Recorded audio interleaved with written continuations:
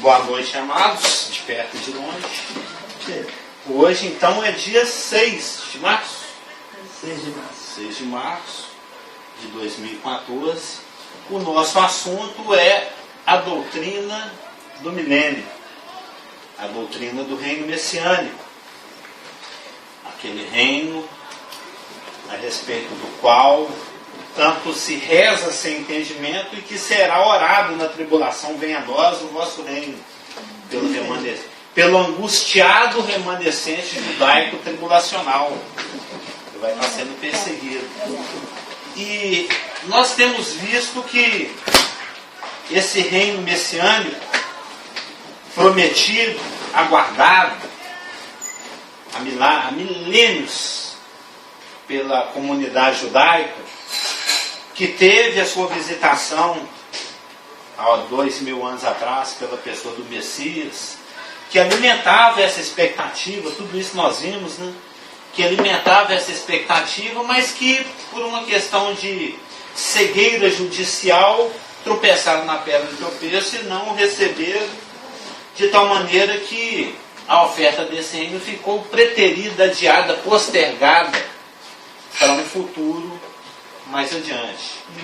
Futuro esse que vai chegar no final da tribulação, depois da perseguição por parte do falso Messias, quando em angústia eles vão receber a salvação de Deus, conforme Romanos 11, virá de Sião o libertador e ele salvará Israel dos seus pecados. Aí, uma vez introduzido esse povo, né, que o povo judaico, que há tantos milênios está na expectativa, introduzidos nesse período, nessa monarquia, nesse período de reinado, que vai durar 1000 anos, é o período no qual a soberania contestada pelo pretensioso querubim vai ser confirmada, vai ser estabelecida numa preparação para o reino eterno, o dia de Deus que há de vir. Após o grande trono branco, que é o julgamento de todos os perdidos, após a rebelião final, após a soltura de Satanás, após o final do milênio. E nós temos visto que os justos que serão introduzidos nesse período indescritível e áureo, vai ser um período, só para acabar o raciocínio, né? Hoje eu vou tentar resumir em poucos minutos, que normalmente leva 30. Vai ser um período caracterizado pela justiça, pela paz, pela alegria, pela produtividade, pela excelência espiritual. E nós já temos visto esse aspecto, esse caráter, essa característica, que na realidade é a principal característica do período milenário do reino messiânico, que nós acabamos de ver na semana passada, que é a questão da justiça. A justiça é a base do trono de Deus e vai ser a base do governo messiânico. Em função da justiça, todas as outras coisas se desdobrarão, inclusive e primeiramente a paz, que é o nosso assunto de hoje.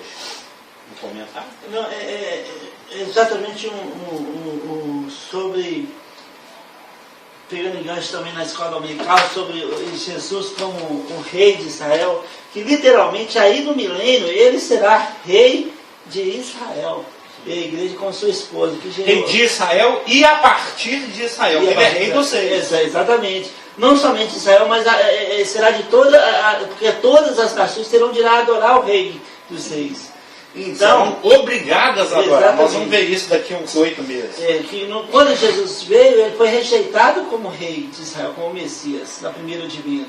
Mas agora, quando ele coloca os seus pés no Monte das Oliveiras, aí sim, ele será o rei dos reis.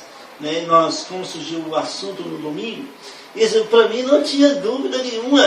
Né? Eu sei que teve dúvida, mas não tinha dúvida nenhuma que Jesus é rei dos reis. Sim. Ele é rei, nós cantamos ao rei dos reis. Ele cantou no nosso... Ao rei eterno e imortal. E nós cantamos rei de Israel. E nós... e literalmente no milênio, ele está exercendo essa posição. No milênio isso vai ser universalmente visível. Mas só que a igreja estará numa posição de privilégio mais do que os judeus, porque vai estar como esposa do rei dos reis. Os judeus serão amigos dos reis, Exato. amigos do noivo, né? Amigos do esposo. Exato. São os convidados das bodas. Então, aquele versículo muito que a gente tem visto muitas vezes, Elaine, se não tiver cochilado nas últimas aulas, ela deve lembrar, lá de Isaías 32. Esse já ouvi falar em algum. Isaías 32, 17, se não me engano. O efeito da justiça será paz, e a operação da justiça, repouso e segurança para sempre. Eu coloquei esse versículo no meu convite de formatura. Foi muito bem escolhido. Porque juntamente com esse tem Provérbios 21, 21 também. Que diz? O que diz Provérbios 21, 21? O efeito, mas o que eu quero destacar é que a maior e principal e mais predominante característica do reino desse ano é a justiça. Nós vimos isso fartamente aqui durante 4 semanas, se não me engano. Olha lá, Provérbios 21, 21. Que diz? O que segue a justiça e a bondade achará a vida, a justiça e a honra. O que segue a justiça e a verdade achará a vida, justiça e a honra. Que é uma coisa rara hoje em dia, né? A questão da honra.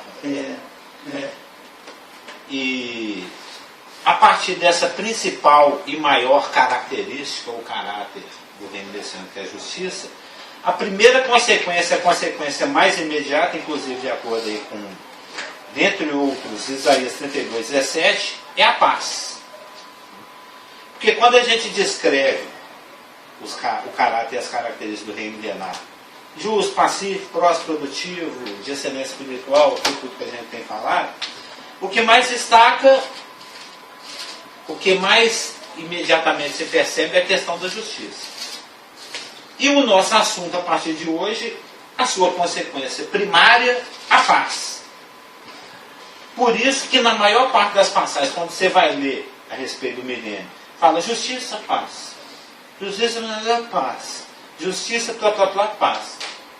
Está lá na coleção de versículo primeiro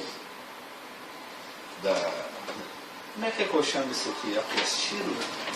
Esse folder, né? Esse monte de papel grampeado lá com relação ao assunto justiça, que foi o segundo, né? O segundo apostila, vamos chamar assim.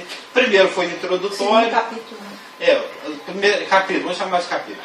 Hoje estamos no terceiro capítulo. O primeiro foi introdutório, o segundo foi falando a respeito de justiça.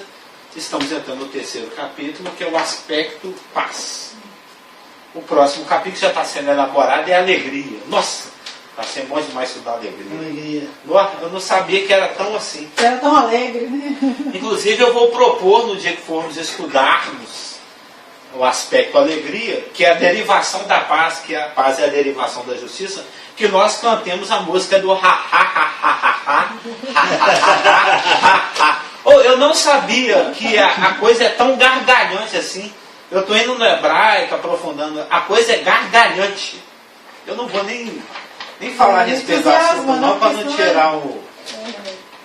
Ainda nem comemos o bolo, já está querendo glacê, né? A consequência da justiça... Eu preciso falar, porque... Com relação à justiça e paz... Não vamos falar de alegria, não. Não, é porque toda hora que você fala disso eu lembro. Porque sempre quando as pessoas estão na televisão, não, eu quero justiça, faz justiça, não sei o que. Aquilo dá uma sensação de tranquilidade para a pessoa depois. Sim. Se vê o bandido que matou seu filho preso, se vê a pessoa que roubou o seu dinheiro, pagando por aquilo, ou se tem... a pessoa fica em paz de que o que tinha que ser feito por aquilo já foi feito. Né? Isso dá uma paz, uma tranquilidade e automaticamente a satisfação, que é a alegria. Toda hora que você fala disso, do efeito é a paz, é essa tranquilidade. Mas é mesmo. Inclusive a paz na gente sociedade, né? A gente social vê mesmo. muitos pais de filhos que foram perdidos por alguma violência ou outra falando, olha, Eu sei que não vai trazer ele de volta, porque o vazio fica, mas pelo menos eu estou em paz. Eu não vou sossegar, né? Eu não vou sossegar, não vai ter paz, a gente não vou sossegar enquanto eu ver aquela pessoa atrás da A gente escuta isso muito no noticiário, eu sei que vai ficar o vazio, que ele não vai voltar, mas pelo menos agora eu descansei, estou em paz, que a coisa foi Você solucionada. falou na apostila sobre Essa é a número 3? É, número 3. Né, que se colocou Romanos 14, 17. Ela não tem pressa, mas você tem a virtude. Né, mas é sobre as nações, né? Hoje Israel está no meio de uma bomba de pólvoras, né? O pessoal odeia Israel de todo jeito. Israel está assim, não fala, gente. No olho do furacão. Eu queria usar um exemplo, uma ovelhinha no meio de uma manada de manada? Não, de uma matilha de lobo. Uma matilha de lobo. Lobo é alcateia, alcateia, né? Desculpa. Matilha de cães, né? Alcateia. Poxa, vocês estão fazendo errar aqui, né? Eu estou ao vivo. Desculpa aí. Tem meio a uma alcateia. Israel está como uma ovelha no meio de uma alcateia. Né? Todo mundo, se puder, comia Israel vivo. Mas ideal seria estar no meio de um paná-paná. É de borboleta. Mas só que no milênio, isso vai ter uma inversão disso, porque vai ter paz ao redor. Mas você está roubando meu texto aqui de Isaías. O que ele está citando é o Isaías 19, de 23 a 25. Porque, como consequência da justiça, o milênio vai ser uma era de paz. Nós vamos ver que é paz em todos os sentidos. Antigos inimigos de Israel, como o Egito e a Síria, estarão em paz uns com os outros. O Egito vai estar em paz com Israel vai estar em paz com a Síria vai estar em paz com o Egito. A paz, de todo jeito. Em Isaías 19, 23 a 25, diz o seguinte, naquele dia, lembra do naquele dia, que começa no meio da tribulação e termina no final do milênio? Naquele dia haverá estrada do Egito até a Síria. Provavelmente a Mendes Júnior que vai construir uma estrada, uma autobahn. E a Síria, olha que interessante, o antigo Império Assírio ficava geograficamente situado onde hoje em dia é Turquia, Síria, Iraque, Irã, Líbano e Jordânia, a Alcateia, o pastor está falando aqui. Ou seja, o que a profecia está falando é que lá no milênio, todos os países muçulmanos que odeiam Israel, Egito, Turquia, Síria, Irã, Iraque, Líbano e Jordânia, todos vão ser uma bênção no meio da terra.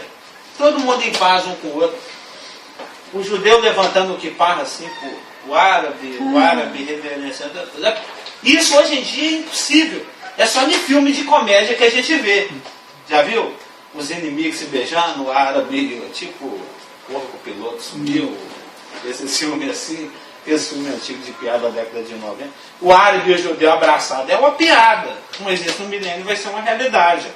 Naquele dia haverá estrada do Egito até a Síria.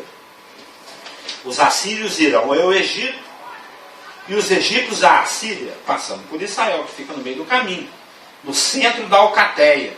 E os egípcios adorarão com os assírios, com os turcos, os sírios, os iraquianos, os iranianos, os libaneses, os jordanianos. Naquele dia Israel será o terceiro com os egípcios e os assírios. Uma bênção no meio da terra. Porque o Senhor dos Exércitos os abençoará, dizendo: bendito seja o Egito, meu povo, e a Síria, obra das minhas mãos, e Israel, minha herança.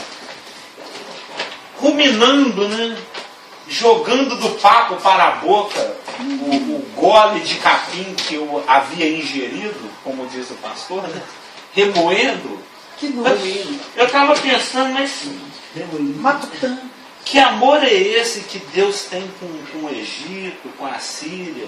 Porque você poderia citar Tarsis, Lude, qualquer outro. Por que ele cita Egito e a Síria? Porque quando a gente vem passeando pela Bíblia desde Gênesis, a gente percebe que esses dois países, Egito e a Síria, sempre tiveram uma relação muito estreita com Israel. Primeiro porque são vizinhos, mas também porque existem muitos laços de consanguinidade. Já notou? Agar, Irmã. esposa não, concubina do Abraão, com quem ele teve Ismael, egípcio. Tem tribos de Israel, as tribos de Manassés e Efraim, que tem sangue egípcio. Porque o José, quando desceu para o Egito, que ele passou a se chamar Zefanás Paneia, ele se casou com egípcio. Então Manassés e Efraim, que são tribos de Israel, tem sangue egípcio. A Rebeca, filha de Labão, o próprio Abraão veio do atual Iraque. Ele era assírio. Então a Assíria e o Egito têm uma relação de convivência, de história, de consanguinidade muito grande com a nação de Israel. Pode-se dizer que a nação de Israel é formada de DNA egípcio e assírio e aramaico. Ou seja, Israel é fruto do casamento dessas nações. Israel não existia. Israel brotou da mente de Deus. Ele pegou um assírio, alguém que vivia um caldeu, e falou, sai daí. E fez ele peregrinar numa terra que ele prometeu para ele depois e foi acumulando promessas. E daí, a partir daí, ele foi mexendo na história de Abraão de uma tal maneira que tem sangue egípcio e assírio. E Ezequiel fala disso. Sua mãe era isso e seu pai é aquilo outro. E eu te acho que, não me engano, é Ezequiel 16. A sua mãe era, agora não lembro, seu pai era cananeu e sua mãe caldeia. Está lá em Ezequiel 16. Aí por isso que Deus tem esse carinho com o Egito, com a Síria, porque são povos que participam muito intrinsecamente. Engraçado. Muito enraizadamente na história de Israel. Na história de Israel, essas nações foram tornadas assim, espinho na carne de Israel. Para o bem e para o mal. Exatamente. E agora, quando chegar no milênio, isso é uma inversão completa. Sim. Né? Eles serão, como está em Isaías 19, serão Egito, Assíria e Israel, serão o terceiro. É o triunfo do bem sobre o mal. É Deus gargalhando na face de Satanás. Mas isso será que não é obra do diabo tentando fazer toda essa... anular o plano de Deus com relação a Israel durante o tempo do... Também, em várias ocasiões, sim. Mas como sempre, Deus contornando a coisa.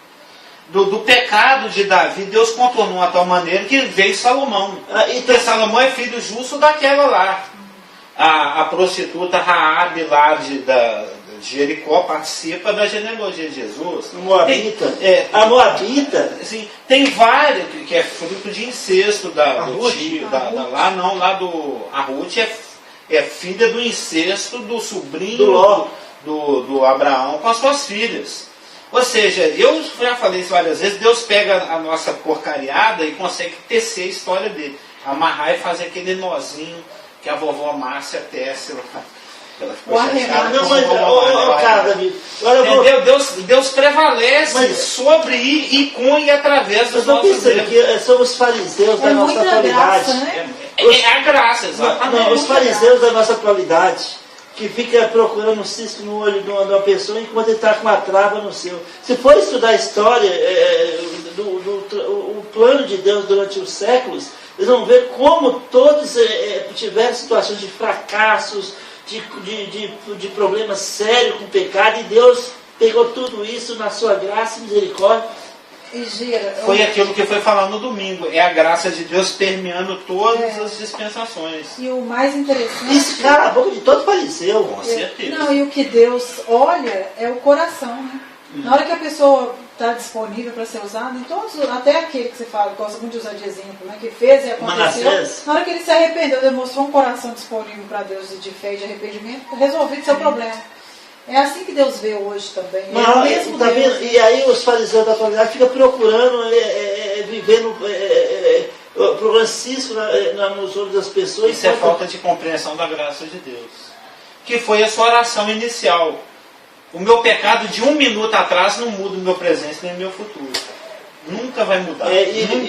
Foi o pastor Charles que falou isso, falou que o seu fracasso do passado não pode impedir Deus te usar hoje para a glória dele. Sim. Pode ser o maior Manassés que for. Mas se ele fala assim, estou arrependido e quero ser usado, Deus perdoa e usa. É essa a profundidade do entendimento da obra consumada. Exatamente. A praticidade. Quem vive nessa produz fruto. Quem não entende isso está preso em religiosidade. É verdade. Infelizmente. E cobra dos outros religiosos. Infelizmente. Inclusive, por causa da diversidade de presenças que tinha lá no casamento lá do André, lá em Santa Margarida, onde já está, o Rafa estava lá, ele foi testemunha disso. O André chamou o sogro dele para fazer a oração pelo almoção de 300 pessoas. O sogro dele é muito tímido. Ele realmente não gosta ele é um presbiteriano assim, muito sistemático. Aí ele me chamou no canto e falou, André me jogou na fogueira aqui, me pediu para fazer oração, falar em público para 300 pessoas, eu não consigo. Você consegue? Eu sou sem vergonha, estou acostumado a falar em público, chá comigo. Mas como eu sabia da pluralidade de credos que tinha lá, tinham fariseus, pessoas que entendem da graça ou não, eu até deixei alguns de cabelo em pé, eu já comecei a oração, você falou, Senhor, a tua palavra fala que todos nós erramos muitas vezes o tempo todo. Não. Ele já ficou apavorado. Imagina a gafe. Aonde esse cara vai entrar com essa oração? O André casando e ele começando a oração falando que a gente erra na vida. Muito. Todos nós, normal, né? Todos nós falhamos. O que eu quis colocar todo mundo igual, para todo mundo poder desfrutar da bênção da graça.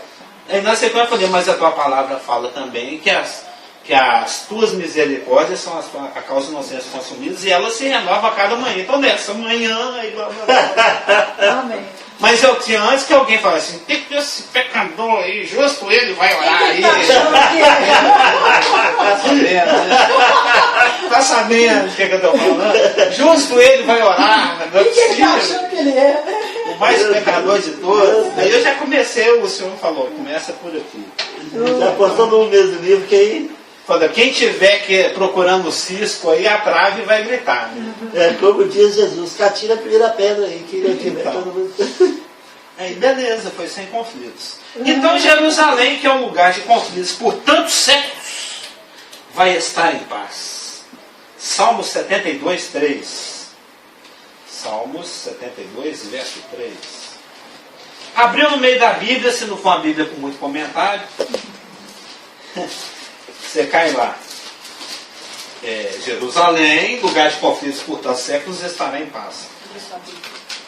Os montes trarão paz ao povo, também as colinas a trarão com justiça. Lembra? Onde tem justiça, tem paz. Isaías 32, 17, que nós já lemos, né? A consequência da justiça é a paz, até aqui, mais imediata, né? Lá no final, lá. O defeito da justiça será a paz e a operação da justiça repouso e segurança por 3 meses. Não é para sempre. Assim. E Isaías 60, 18, que diz: nunca mais se ouvirá de violência na tua terra. Imagina o judeu que tanto sofre ler uma passagem dessa, saber que tem um dia que isso vai acontecer. Isso ele passando pelo holocausto da Segunda Guerra Mundial, pela perseguição na mão dos espanhóis e dos portugueses lá no século XII, pela perseguição dos romanos, séculos, milênios de perseguição e uma esperança lá na frente. E esse é o maior testemunho da fidelidade de Deus, é que, apesar de tantas guerras que tiveram com Jerusalém, ser destruída, levantada, a cidade permanece até hoje lá em pé. Não sei se eu enumero isso aqui, mas ela foi muito pisada, muito.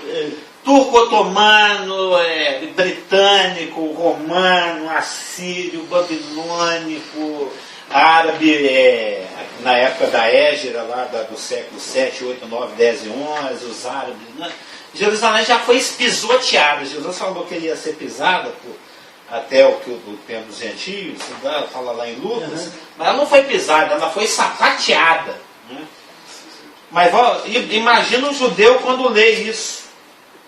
O tanto que ele deve chorar e ficar na expectativa. Né? Nunca mais se ouvirá de violência na tua terra, de desolação ou ruínas nos teus termos.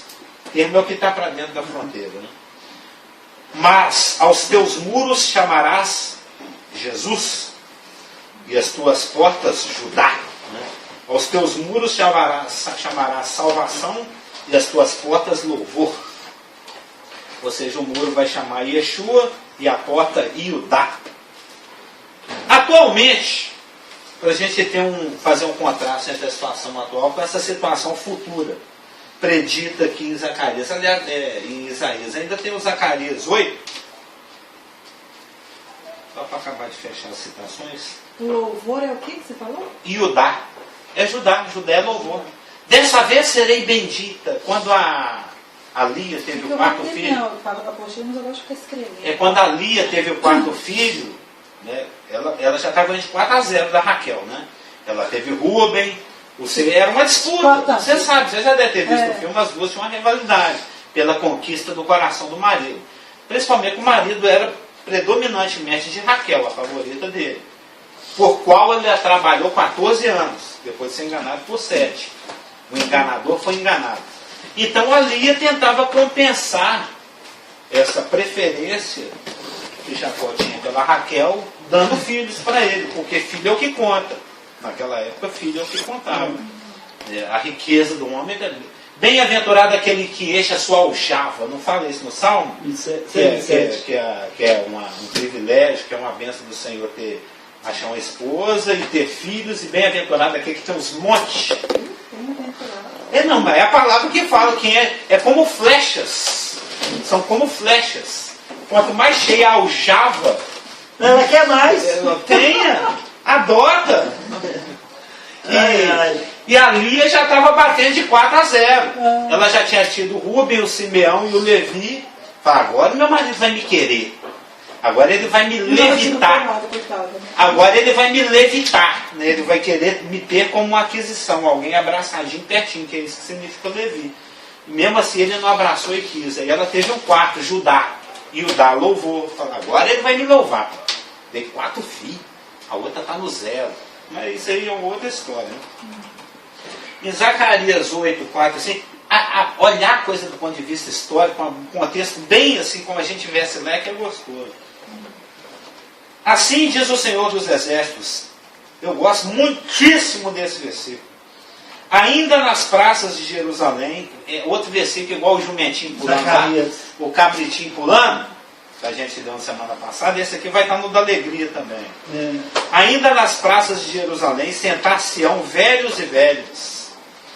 A mesma praça a praça é nossa, né?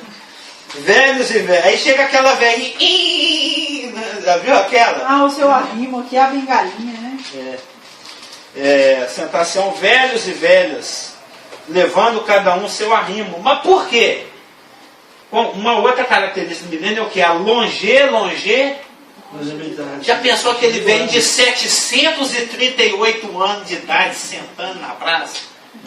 É ano demais, né? Aí ele vê um rapazinho de 300, assim, você está muito novo. Quando você tiver a minha idade, daqui 438 anos, você vai entender as coisas melhor. Imagina um velhinho de 900 anos batendo papo com 750. Você está muito novo ainda. Vai precisar de um arrimo, não vai? De uma bengalinha. Eu acho que vai ter gente no final dos 950 anos com mais de 1000 anos.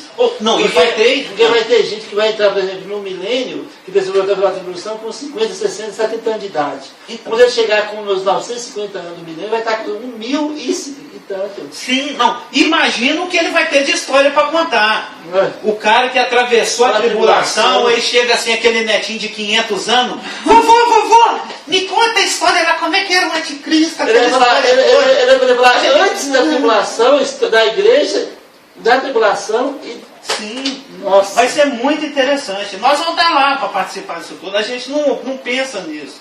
A gente lê isso aqui como um livro muito estéril, muito longe, né, muito soleto. Não, isso aqui são, principalmente com o estudo de alegria, eu estou vendo, é uma coisa muito Deus quer realmente participar da nossa Claro, vida. claro. Ele quer que você entre nisso aqui, compreenda e veja que isso aqui são pessoas. De tempos passados, de tempos presentes, de tempos futuros, mas são pessoas. Como diz Tiago lá a respeito de Elias, é que falam de homens como igual a nós, sujeitos às mesmas paixões, com potencial para ser usados por Deus, da mesma forma do homem que abriu o mar, o que fez ficar sem chover 3 anos e meio, o que andou sobre a água. É só a pessoa ter uma noção da graça de Deus, ter uma noção de unção, ter uma noção de rendição da vontade e uma noção de santidade para que Deus possa te usar. 2 exemplos recentes nos Estados Unidos, porque a gente tem que entender também Mateus 4, que não prova Deus, né? Como Jesus Lá da tentação do deserto. não tentarás o Senhor seu Deus. E 2 pastores diferentes, mexia com serpentes, que usava a serpente no culto. Tem seitas lá que fazem isso, serpentários. Ele usava, usando o próprio evangelho, usando serpente, falando, e ele dava ordem para a serpente e tudo. E uma dessas serpentes que ele sempre usou nos cultos, picou a mão dele e falou assim: eu não vou no médico, porque não, como Paulo sacudiu a serpente, eu também sacudo. E aí ele morreu naquela noite. Que está em Marcos E também. o outro tentou atravessar, andar sobre as águas do mar. Morreu afogado. Nem para fazer um curso de natação antes, hein? 2 diferentes. Até de graça nos bombeiros. Então aí eu fico pensando, na hora eu pensei, não tentarás o Senhor teu Deus. Se Deus te dá numa situação adversa, você está num conflito, num mar, numa tempestade, Deus te coloca o coração, vai e ande pela pressa, você toma um passo e anda. Mas você fala, ó Gi, vem cá, olha assim como Jesus andou, eu vou andar também. Ele morreu afogado. É o Marcos 16, 18. Sim, com certeza se Jesus pulasse lá, os anjos iam ampará-lo. Mas não era isso que o Espírito ele falou, não tentarás o Senhor teu Deus. Mas voltando aqui à Praça é Nossa, ainda nas praças de Jerusalém sentar-se-ão velhos e velhas, levando cada um na mão o seu arrimo, por causa da sua muita idade. As praças da cidade se encherão de meninos e meninas que nelas brincarão. Esse versículo realmente eu amo, é um dos que eu amo muito. Então, isso é o que aguarda os povos, e em especial Israel, lá no futuro. Esse capítulo de Zacarias, ele todo... Não, Zacarias todo é lindo. Zacarias todo é lindo. Eu amo, junto com Isaías, eu amo muito Zacarias, mas não sei se é mais ou menos do que Daniel. E não tem como você estudar... Por outra vez, não sei se mais que o Ezequiel. Não tem como você estudar escatologia sem não passar profundamente por Zacarias. Sim. Eu aceito mais Zacarias, Daniel e Isaías. Em contraste com a situação do futuro, que é de paz completa, total em todos os sentidos, atualmente, isso eu pesquisando no Google lá, a questão da defesa é tão importante e prioritária para o Estado de Israel que ele gasta 7% do seu PIB com gasto militar. Na década de 70, era 25% do PIB. 25% Mas Israel está juntamente com os Estados Unidos. Está no meio da Alcateia. Não, Estados Unidos, juntamente com os Estados Unidos e Inglaterra, como os principais poderiam militar no mundo. Sim. Né? Eu não sei se a Rússia também está junto agora, porque a Rússia antigamente tinha um poder muito grande. Não, eu vou citar aqui.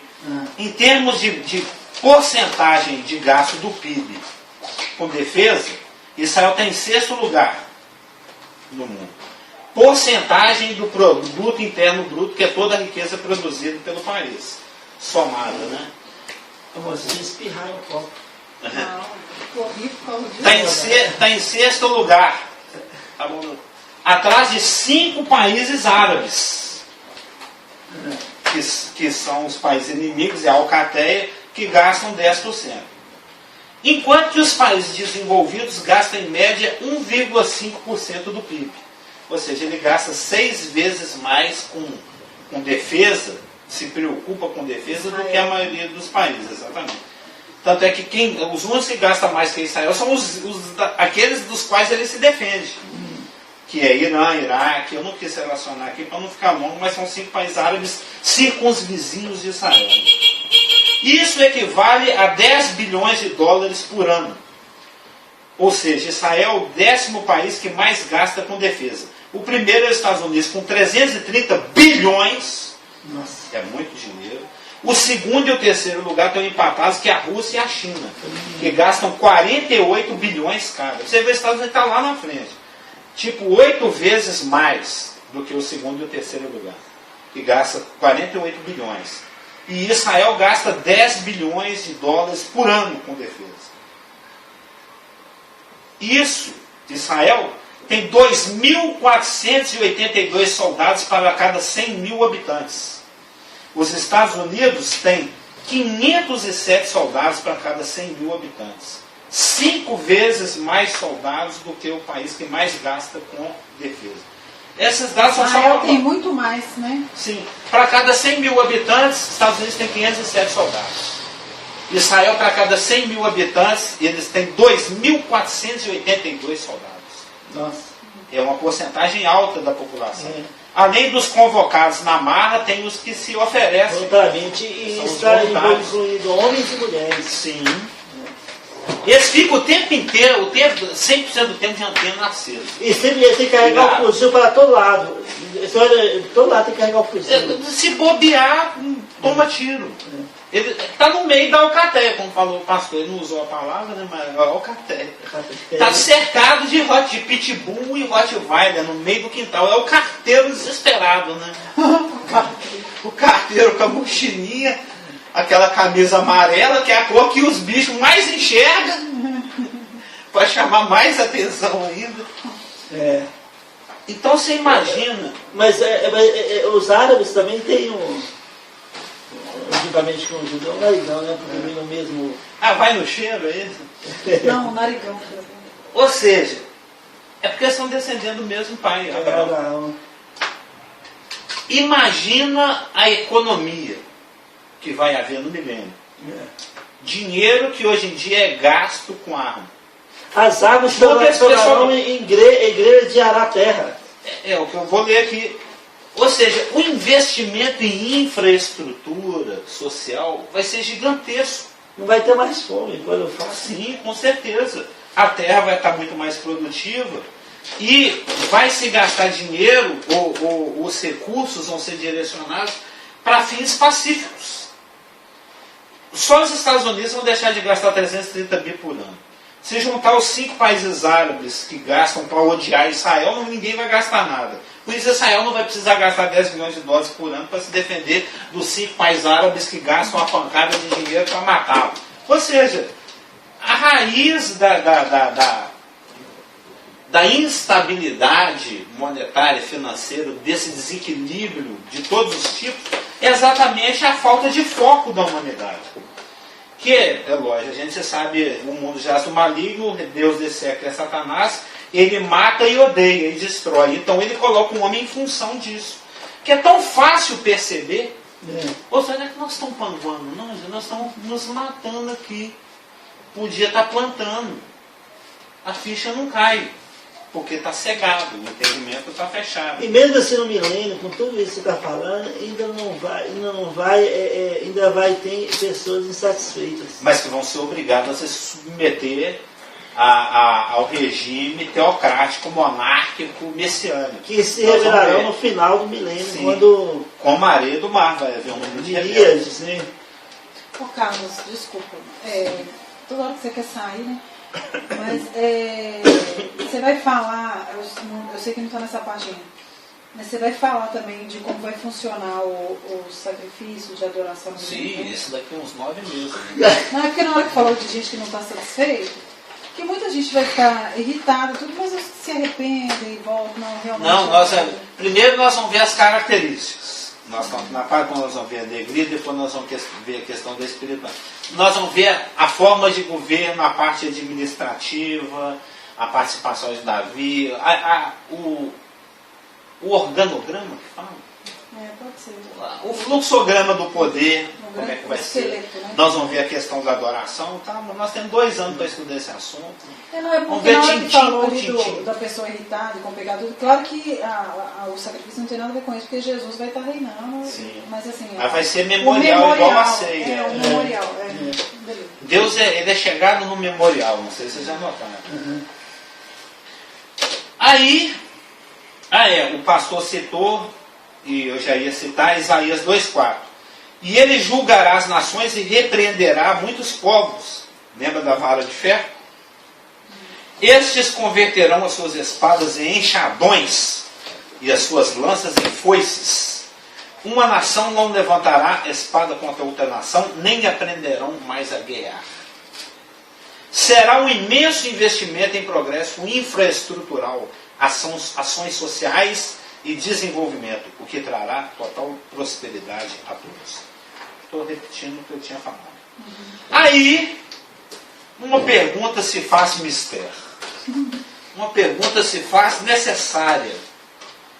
Porque, você sabe quando a minha ficha caiu para a questão da etimologia? Isso é um testemunho. Para a questão assim, de querer... Já notaram, nós estudamos lá o Tzedek, o de Carriação, agora nós vamos estudar o Shalom, o Eirene.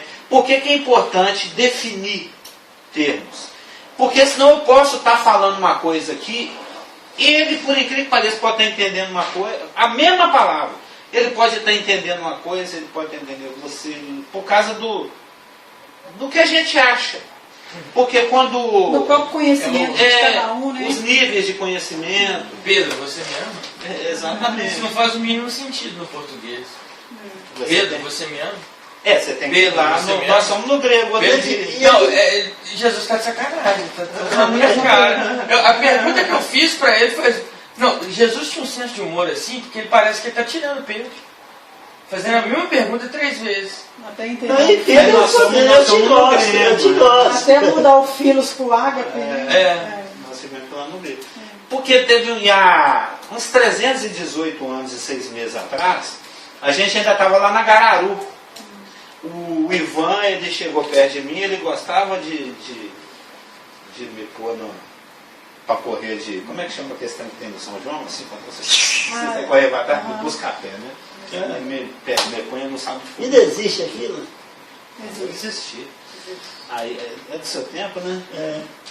Aí ele chegou perto de mim e falou, Carlos, ele era o diácono lá, tal, ele cuidava da parte de escola dominicana, ele era o diretor o que comandava o presbítero, ele que organizava a parte de ensino, porque ele é mestre na palavra, ele conhece muita palavra. Ele só é mais prolixo do que eu, né? Mas a gente concorda, ele me chamava de prolixo, eu também a ele, igualmente, e recíprocamente. Ele falou, Carlos, precisamos que você dar um estudo sobre Levítico. Eu assisti esse estudo. Você lembra desse estudo? Você assistiu ele?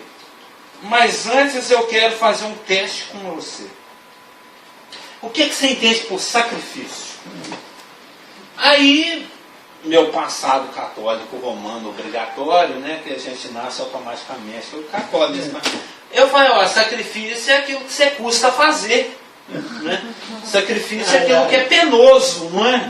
Porque a palavra principal do livro de Levítico é sacrifício. É o manual do sacerdote que lida com essa questão cruenta do sacrifício de sangue, que fazia parte do cerimonial veterotestamentário judaico, né? Aí eu falei, tá errado aí. Já está panguando. Já errou. Errou na primeira pergunta. Sacrifício. Não, mas ele já sabia que eu ia errar, porque todo mundo erra. Porque nós, brasileiros, cadê esse fundo católico? A gente pensa, sacrifício é aquilo que é difícil. Aquilo que é penoso. Aquilo que é penoso. Quando sacrifício, etimologicamente, simplesmente significa oferta. Aquilo que se oferece. Porque ele já estava me treinando para dar um bom estudo na época. Então, às vezes, quando você fala uma palavra, se você não der uma passeadinha na etimologia, não for lá, como é que fala, não equalizar, não criar uma conformidade de conceito na classe, o estudo não avança, ou cada um vai se chegar pode chegar até conclusões erradas mesmo, que é na contramão do que se pretende falar. E as palavras, com o seu tempo, vai mudando o sentido, né? Por exemplo... Ou multiplicando por exemplo, antigamente você falava sobre estou numa fossa, você falava que era uma fossa, era um lugar onde tinha um fedor O excreto. E hoje já estou numa fossa e está baixo. Deprimido. A vida vai mudando. Hoje não, né, irmão? Uns 10 anos atrás. Que 10, aos 30. Que ela tá deprimida e com o coração partido, tô na fossa. Agora hoje em dia já nem tem. Tem o bode também, né? O judeu ia achar que era um sacrifício. Eu tô de bode. O bode é a mesma coisa Esse que é tá na novíssimo. fossa. Esse aí, até quando vocês falam, eu fico assim, Igual o João Jesus diz, permanecer em mim, eu permanecer em vós. Né? Permanecer no grego é o sentido de agarrar no Senhor e não soltar jamais o Senhor. Ficar firme ali. Né? E agora, hoje no português, permanecer, você ficar um determinado algum tempo e depois sair. Você permanece, dá esse sentido de que você não vai ficar ali para sempre. Daí a necessidade da uniformização do conceito. Por isso é o que eu pergunto. O que realmente significa a palavra paz? Qual o seu real significado para o ser humano? Numa perspectiva mais profunda, é lógico. Após que está na maioria das cabeças aqui de quem está ouvindo. Paz é quando está tudo tranquilo. É o contrário de guerra. É até antônimo, né? Qual que é o antônimo de guerra? É paz. Qual que é o antônimo de paz? É guerra. Mas não é necessariamente apenas isso. Paz não é só ausência de violência, ausência de guerra, ausência de conflito. A paz não é simplesmente uma situação de ausência de algo violento ou conflituoso, ou belicoso. E a paz, você vê, é um conceito que se erra na ONU. Os líderes mundiais erram. Porque eles pensam que se a paz é a ausência do conflito ou da violência, para garantir a paz do meu povo, ou dos meus limites, dos meus termos, eu tenho que manter o outro lá no lugar dele. Eu tenho que me defender. Eu tenho que morrer. É o raciocínio atual que vai ser contrário do milênio com os gastos dos bilhões com defesa. Eu tenho que garantir a minha segurança. Eu tenho que equilibrar as forças contrárias. Se ele tem bomba atômica, eu vou ter duas. Lembra? A gente vive, não sei, eu cresci na época da Guerra Fria. Os Estados Unidos fabricava 50 bombas atômicas suficientes para destruir o planeta 50 vezes. A União Soviética, na corrida armamentista, isso era mais ou menos da sua época também, fazia 70 bombas atômicas. eu preciso falar de novo. Se os Estados Unidos destruíram o mundo 50 vezes, eu destruo 70. Aí os Estados Unidos ia lá, fazia mais 30 bombas, mais 50 bombas. Agora eu tenho poder para destruir o mundo 100 vezes. E você só tem 70. Aí a Rússia ia lá construir mas não sei quantas bombas atômicas. Agora eu destruo o mundo 150 vezes. E vocês não lembram disso? Foi agora, uns 30, 40 anos atrás? Você não lembra, não? A Guerra Fria, a corrida armamentista, o Brezhnev, o Nixon, o Ford, aquela galera toda, o Carter, o Kissinger. E sabe o que mais me chama a atenção nisso? É porque... Isso parece piada, mas aconteceu. Não, o que mais me chama a atenção é porque, igual no começo, você falou da estatística dos Estados Unidos, que é o país que mais investe em guerra. E é o que mais prega paz. Sim. É o que mais faz guerra contra os outros. Ele garante a paz dele destruindo os outros. Não, eu tô falando assim. É um dos mais odiados também. Não, Sim. por exemplo, ele invadiu o Iraque sobre a desculpa de que tinha arma em destruição em massa. O Irã, a mesma coisa. Todas as ameaças são essas. E agora está apoiando a Ucrânia. Está preocupado com a Ucrânia, porque sabe que a Rússia tem... Mas que alguém já prestou conta se eles já destruíram todas as vezes que eles falaram que tinham durante essa Guerra Fria, por exemplo? Eles demonstraram que todas elas foram desarmadas? Na época do Gorbachev, com o dos Estados Unidos, era o Reagan, eles fizeram um acordo e diminuíram. A produção. E ao invés de destruir o mundo 1 milhão de vezes, cada um chegou até no nível de 1.000 e não sei quantas. Os dois países tinham o poder de destruir o mundo 3.000 vezes. Aí baixaram só para 50 não, cada. Pois é, mas o que eu acho interessante é que esse acordo, assim, foi de palavras, não teve assim uma vistoria da ONU. De cavaleiro. De cavaleiro. Não teve uma vistoria da ONU igual exige para ir no Iraque, para ir no Afeganistão. Não, só estou querendo dizer assim, que é uma coisa tão contraditória, né? Tão contraditória, assim, pregar esse tipo de coisa, mas fazer o contrário. Não, mas aí tem uma razão, tem um fundamento, porque esses países árabes, como você citou aí, eles têm um contexto estopim mais curto. de destruição em massa, de belicosidade. Então eles não podem ter, eles não podem, igual o Irã estava produzindo, o mundo todo preocupa, porque é com um doido igual aquele rapaz. A diferença é que eles usam a guerra sem propaganda. Os Estados Unidos quebra todo mundo, só que com propaganda. Ele está fazendo bem, mas continua em guerra. Eu fico preocupada. O único que está dando tiro ainda é os Estados Unidos. Eu fico preocupada é que... Não é preocupada, mas eu acho assim que é tão contraditório eles levantarem essa bandeira, sendo que eles fazem até 3 vezes, 4, 5, 10 vezes mais. Não, mas por isso que eles não acontece isso tudo com a relação à ONU, né, os Estados Unidos... Não, a ONU confia que os Estados Unidos não vai usar isso para destruir ninguém, sem necessidade. Mas eu penso que, no momento de uma ameaça territorial, eles vão usar sim. E aí os outros estão despreparados e quem vai estar melhor vai ser eles. Por isso que é necessário a gente entrar aqui a partir de agora na definição, na etimologia, no sentido bíblico da palavra shalom, paz, porque o conceito mundial é que paz é aquela segurança, é aquela ausência de conflito que se garante com agressão. Eu agrido para não ser agredido, eu mantenho a minha paz com agressão àquele que possa vir a me roubá-la.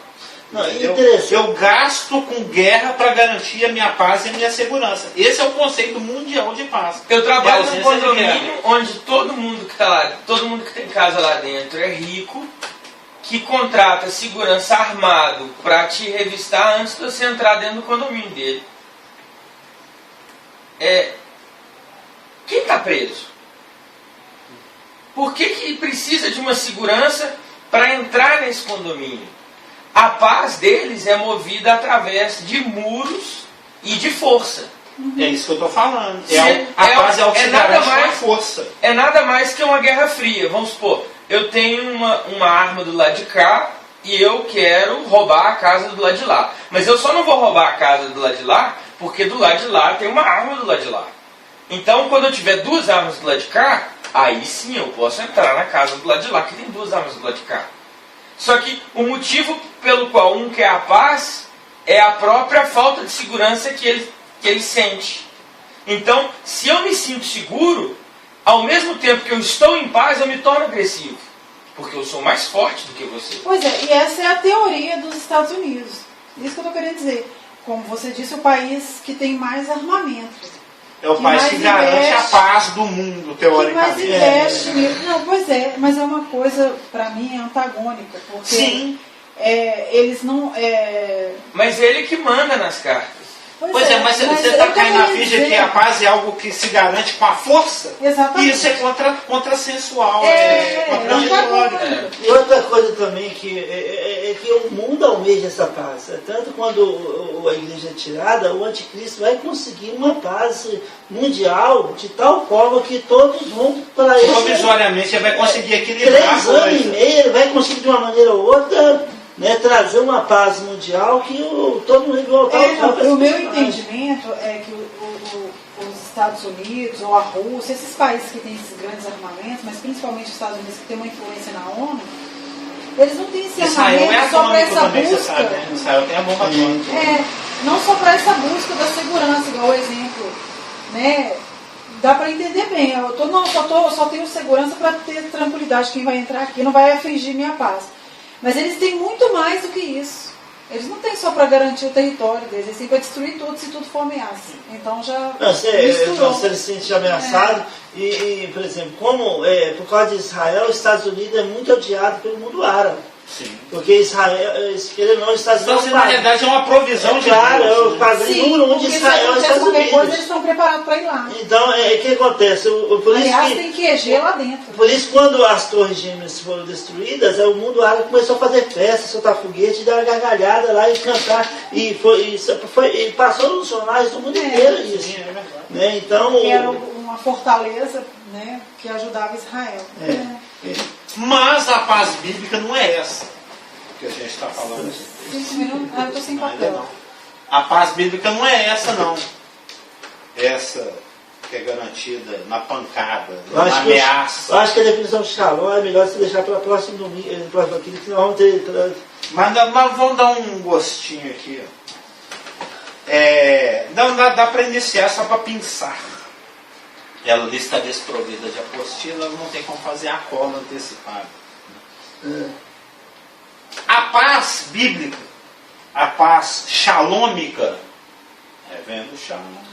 Aquela que Jesus dá. A paz o que passa na cabeça do judeu, do oriental, né? A paz, o conceito de paz bíblico, é algo que passa pela justiça social. Lembra? Paz e justiça estão ligadas. A paz shalômica, a paz judaica, a paz oriental, a paz bíblica, ela passa lá no meio da justiça social, o equilíbrio social, a dignidade de viver de todos. Né?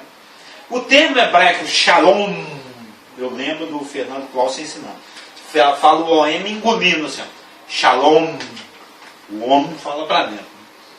Traduzido da literatura judaica por paz, está até grifado aí, lá não está vendo que ela não tem apostila, tem um profundo significado. Profundo mesmo. Tem profundo significado.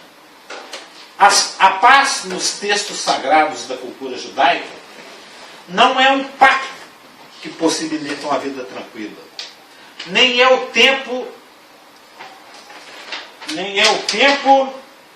de paz em oposição ao tempo de guerra, que é o que a gente acabou de discutir. Por que a gente tem esse conceito? Eu queria entrar aqui porque a Irene tem a ver com a gente. Por que nós, ocidentais, brasileiros, americanos, etc., ingleses, pensamos dessa forma? Que a paz é a ausência de guerra. E eu preciso garanti-lo. Porque esse conceito ele é greco-romano. Nós somos greco-romanos. A nossa cultura é greco-romana. A Elaine não sai de um prédio romano, ela vive lá. O fórum é um conceito romano, é uma instituição romana. É uma instituição latina, do mundo romano.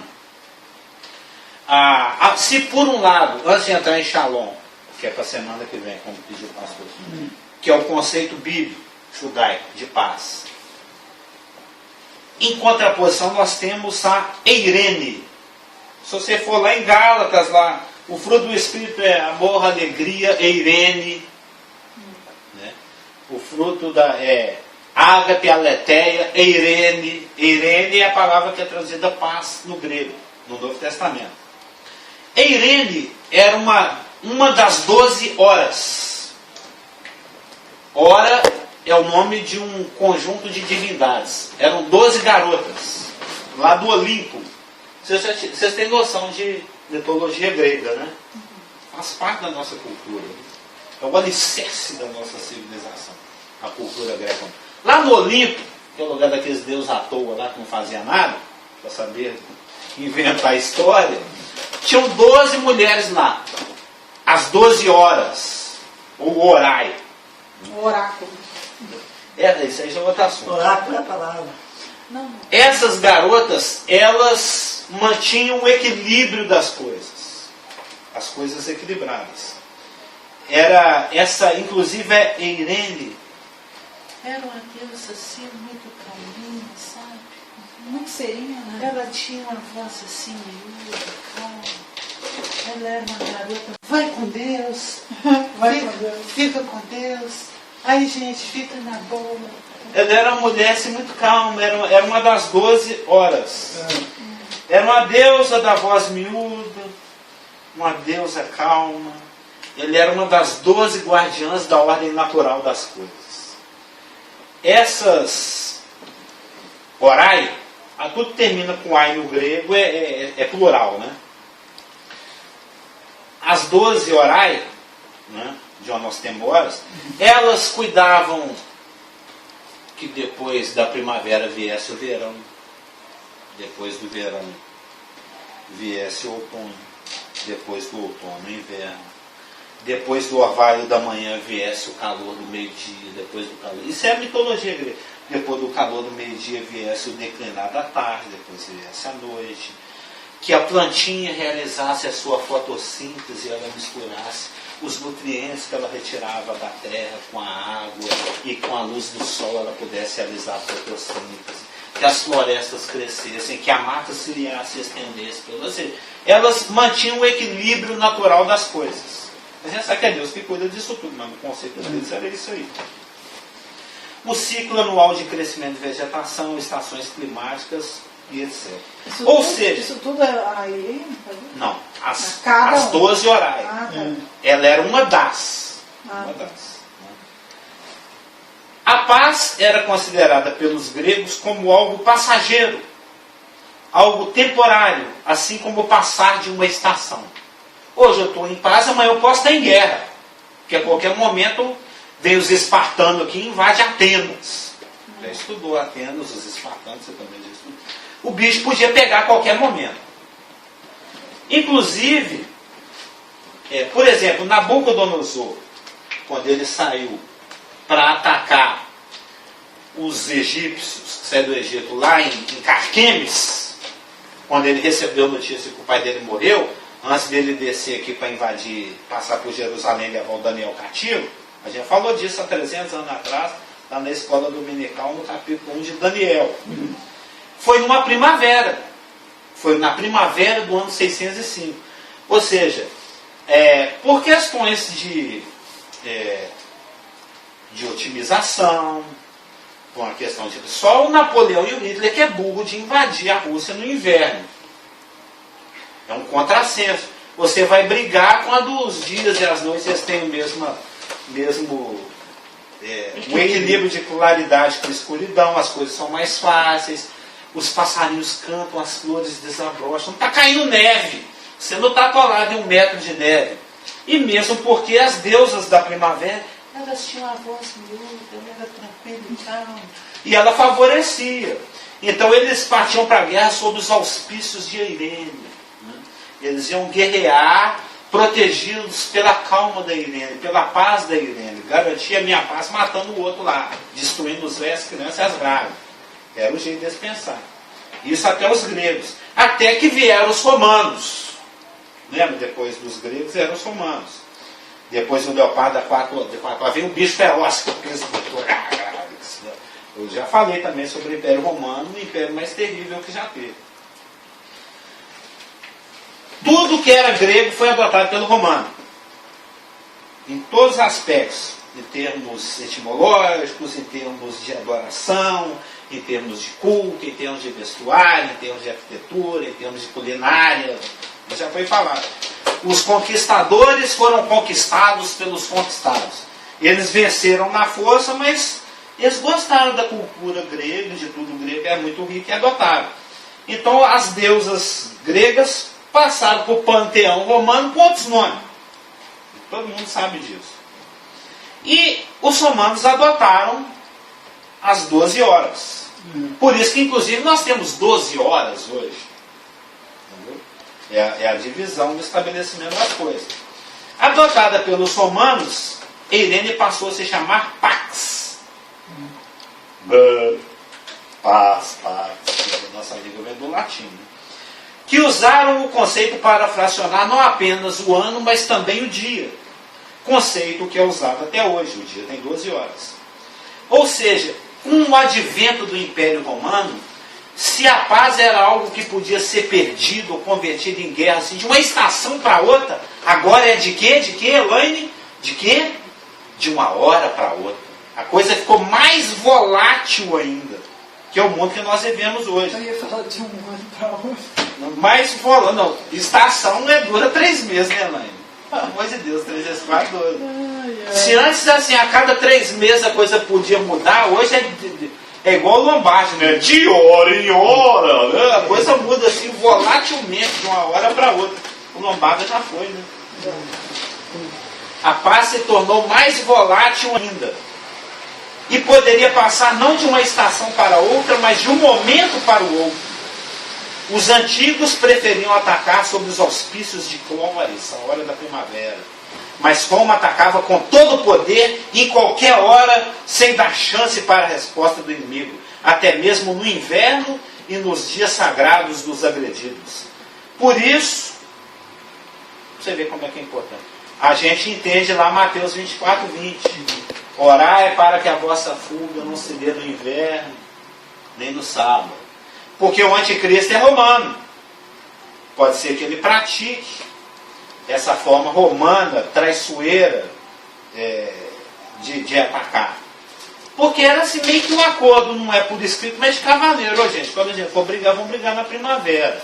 Vocês não vão fazer igual o antigo Epifânio, que chega aqui num dia de Yom Kippur, que foram o que os árabes fizeram. A guerra de 73, os judeus tudo lá, de papo para curtindo o feriado. Chega os árabes de tudo quanto é lado querendo massacrar o judeu. Foi a guerra lá do Yom Kippur. É a forma como o anticristo vai guerrear, como o antigo Epifânio guerreava, já antecipando a forma de Roma guerrear. É desonesto, tá? Meio, assim, não é que a guerra tem regras, mas eles iam contra as regras da própria guerra. E só para fechar, litigância de má fé. como diz o pastor, já está dando meio-dia, falou, gente, só vou ler aqui mais um texto. 11h30, quase 35. Barriga roncando, falou, não, gente, só para fechar, vou ler só mais um texto aqui. Que é primeiro, lembra aqui do texto do Mateus 24, do orai para que a vossa fogo não se dê no inverno e no sábado. Porque Roma ataca. Paz, eis que vem, repentina. Destruição. É esse aí que você está. 3, né? Está no Mateus 24. Não, Mateus 24, 20 já foi falado, orai para que a vossa não se dê no sábado, porque Roma tem maneira de atacar no horário inconveniente. Quando estiverem dizendo paz, paz virá sobre ti repentina destruição, 1 Tessalonicenses 5:3. E Apocalipse 18:8 que diz: por isso, em um só dia sobrevirão os seus flagelos. Lembra, os asseclas do anticristo, os 16, eles vão destruir a mulher, para tomar o despojo dela. A grande igreja ecumênica, católicos, protestantes, espíritas, todos de braços dados na tribulação, lá no meio da tribulação. Por isso em um só dia sobrevirão os seus flagelos, morte, pranto e fome, e será consumida no fogo, porque poderoso é o Senhor Deus que a julgou.